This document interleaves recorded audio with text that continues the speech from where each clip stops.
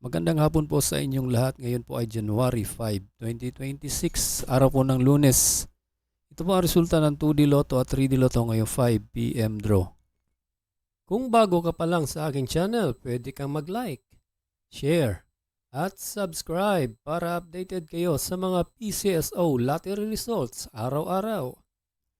Para sa 2D Lotto, ito po ang mga winning numbers ngayong 5 PM draw. 20 and 24 in exact order.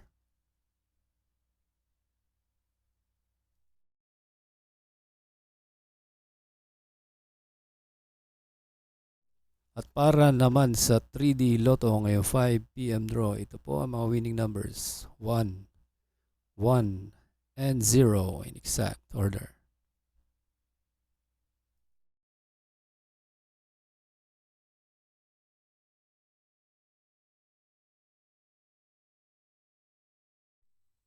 Congratulations po sa lahat ng nanalo at kita-kits mo tayo mamayang 9 PM draw. Thank you for watching. God bless us all.